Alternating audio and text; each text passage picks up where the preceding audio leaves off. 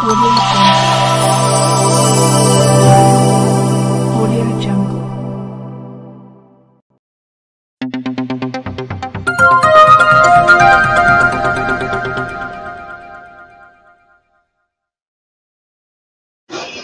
नमस्कार, सत श्री अकाल, जय भीम मित्रांनो.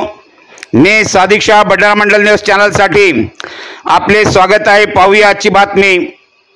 प्राध्यापक राजश्री गोडेकर वानखडे यांचा राष्ट्रीय चर्मकार महासंघातर्फे सत्कार. समाजातील उल्लेखनीय कार्य करणाऱ्या चर्मकार बांधवांना प्रेरित करण्याकरिता चर्मकार महासंघाचा उल्लेखनीय उपक्रम. नुकताच पार पडलेल्या संत गाडगेबाबा अमरावती विद्यापीठाच्या दीक्षांत समारंभात प्राध्यापक डॉक्टर राजश्री गोडेकर वानखडे यांना आचार्य पदवीने सन्मानित करण्यात आले. त्याबद्दल डॉक्टर राजश्री गोडेकर वानखडे यांचा नुकताच राष्ट्रीय चर्मकार महासंघातर्फे सत्कार करण्यात आला.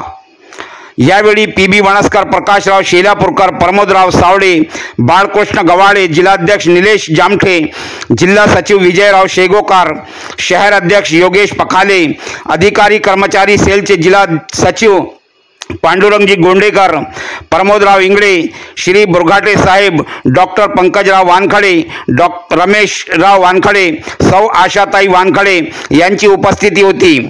त्यांच्या आचार्य पदवीचा विषय होता development of a non invasive method for early detection of hypophasia using computer vision approach. हा एक चिकित्सक अभ्यास असून त्यांनी हायफोजियाचे अर्ली डिटेक्शन करण्याकरिता एक डिव्हाइस तयार केले असून त्यांचे पेटंट प्रकाशित झाले आहे. कार्यक्रमाच्या अध्यक्षस्थानी श्री प्रकाशराव शेलापूरकर होते. त्यांनी आपल्या मनोगत दरम्यान वानखडे दाम्पत्य यांना समाजाकरिता करीत असलेले उल्लेखनीय कामगिरीबद्दल अभिनंदन केले. एक नोकरदार महिला असून सुद्धा कुटुंब व नोकरी सांभाळून डॉक्टर राजश्री यांनी केलेल्या संशोधनाचा सध्याच्या काळात कॅन्सर सारख्या रोगाचे निदान व उपचार दोन्ही बाबींकरिता मोठ्या प्रमाणावर उपयोग केला जाऊन अनेकांना जीवनदान देण्यात हे संशोधन निश्चितच उपयुक्त ठरेल अशी अपेक्षा शहर अध्यक्ष योगेश पखाले यांनी यावेळी व्यक्त केली. अमरावती येथून सादिक शहाची रिपोर्ट. पाहत रहा भंडारा मंडल न्यूज चॅनल. चॅनलला लाईक करा, शेअर करा व सबस्क्राईब करायला विसरू नका. ज्ञान द्या लोकांना, तो काय होतो तुम्हाला एक ते सोडून द्या. तर जीवनात तसे चांगले वाईट अनुभव येतात, पण आपण आपल्याकडून चांगलं द्यायचं समोर केला, त्याचा फायदा झाला, तो जाणीव ठेवेल, ठीक नाही ठेवली ओके लिमिट, पण तुम्ही त्यांना तुमच्या म्हणजे योग्य प्रकारे गाईड करा, तर तीच तुमची मोठी सेवा होईल समाजासाठी. म्हणून जितके अभिनंदनासाठी राजश्री डॉक्टर राजश्री ह्या पात्र आहे, तेवढंच मी असं म्हणतो की त्या कुटुंबातील आई वडील राष्ट्रीय चर्मकार महासंघाच्या वतीनं आणि समस्त चर्मकार परिवार, समस्त अमरावती शहरवासी यांच्या वतीनं पुनश्च मनपूर्वक अभिनंदन करतो. कल्पना आहे की आमची सुद्धा मिसेस समजा एक नोकरदार वर्गाचे जे आहेत, आजकालचं जे जीवन झालेलं आहे, दोन्ही म्हणजे मिस्टर आणि मिसेस दोन्ही नोकरदार असतात आणि अशा परिस्थितीमध्ये फक्त नोकरी सांभाळणं एवढं मुश्किल झालं आहे, म्हणजे आपलं कुटुंब आणि आपली नोकरी सांभाळणं हे एवढं मुश्किल कठीण झालेलं आहे की त्यामध्ये एवढी धावपळ होते की अनेक कुटुंब आपण बघतो की त्यामधून खूप त्रास, त्यांना मानसिक त्रास, सगळ्या प्रकारचा त्रास त्यांना होतो.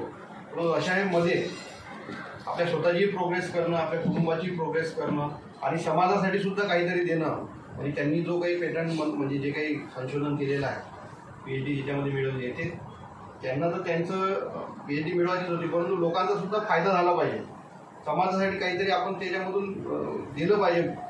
तर तो एक महत्त्वाचा उद्देश, आणि जर तो यशस्वी झाला म्हणजे यशस्वी होईलच, आमच्या सर्वांच्या शुभेच्छा आहे. आणि कॅन्सरसारखा मोठा रोग जो आज जे पहिली लाखामध्ये एकाला होत होता, आता 100पैकी एकाला होत आहे आणि पुढं याची संख्या प्रमाण वाढणार आहे, कारण की आपली जीवनशैली बदललेली आहे.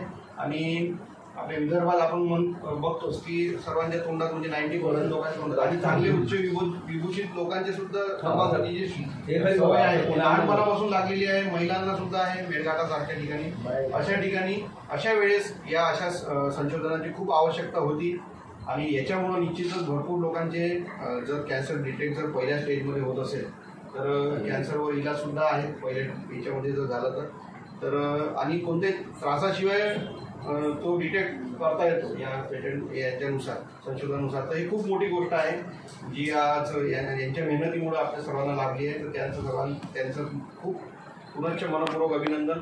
आणि आपले नुकतीच आपण जयंती साजरी केली संत रविदास महाराज, त्यांनी त्यावेळेस जे विचार मांडले समाज पुढे नेण्यासाठी की महिला पुरुष सर्व एक समान आहेत, आणि तोच धागा पकडत डॉक्टर बाबासाहेब आंबेडकरांनी सुद्धा ज्योतिबा फुले असतील, सावित्रीबाई फुले असतील, यांनी महिलांसाठी महिला शिकल्या पाहिजे, महिला शाळेपर्यंत गेल्या पाहिजे, त्यांना शिक्षण मिळालं पाहिजे यासाठी अथक प्रयत्न केले, तरी संघर्ष केला. आणि त्यामुळं महिला आज पुरुषांच्या खांद्याला खांदा लावून पुरुषांच्याही समोर जाताना आपण बघतो. तर ही त्यांची किमया होती, त्यांनी संघर्ष केला, याचा आपण फळ आज चाकतोय. तर त्यांचं सुद्धा आपण आठवण करणं खूप आवश्यक आहे. तर या सर्वांचं स्मरण करून पुनश्च अभिनंदन करतो आणि आपल्याला पुढील आयुष्यासाठी सुद्धा खूप शुभेच्छा देतो. आपलं कुटुंब सांभाळणं, विशेषतः मुलं सांभाळून, म्हणजे लहानच मुलं आहे, अनेक जण बघतो आपण की नंतर आपला मुलगा मोठा झाल्यावर आपण बघू, म्हणजे आपलं स्टेबल होतो, मुलगा 9वी 10वीत गेला की आपल्याला थोडासा वेळ मिळतो, कारण की मुलं समजदार होतात. असं करत करत पूर्ण आयुष्य निघून जाते, कारण की मुलं 9वी 10वीत गेल्या की आणखी जबाबदाऱ्या वाढतात, आणखी त्याच्या मागे धावपळ होते आणि आपण आपले जे काही स्वप्न होते ते विसरून जातो. लहान मुलं असतानाच हे सर्व करून घेतलं, त्याच्यासाठी खूप धावपळ झाली असेल, सरांची धावपळ झाली असेल. तर आणि सासू सासरे आहेत, हे पण भाग्य कोणाला लाभत नाही. आजकाल आम्ही बघतो अनेक आजी आजोबा वाट बघतात की नातू आमच्या लोकांनी येईल, उलट चित्र आहे. पण हे पण खूप मोठं भाग्य आहे की तुम्हाला मुलं सांभाळण्याची जबाबदारी मिळते, मुलं सांभाळायला मिळतात, चेहऱ्यावर हास्य पडते. आपण लहान होतो, आपण त्यांच्यासोबत खेळतो, आपण निरागसपणे वागतो, तरी सुद्धा खूप मोठी आपल्या आरोग्यासाठी खूप आवश्यक गोष्ट आहे. तर आपल्या सर्वांना खूप पुढचं आयुष्य हे खूप आनंदी, सुखीचं, निरोगी आणि आणखी विकासात्मक जावं अशी अपेक्षा व्यक्त करतो, शुभेच्छा देतो. आणि पुनश्च एकदा राष्ट्रीय चर्मकार महासंघाच्या वतीनं आपल्याला शुभेच्छा देतो. आणि आपलं जे काही स्वप्न आहे किंवा आपण जे काही अभ्यास केलेला आहे त्याचा इतरांनाही फायदा व्हावा, इतरही आपल्या समाजातील जे मुलं मुली आहेत त्यांनाही आपल्यापासून प्रेरणा मिळावी आणि मिळेल अशी अपेक्षा व्यक्त करतो आणि माझे 2 शब्द संपवतो.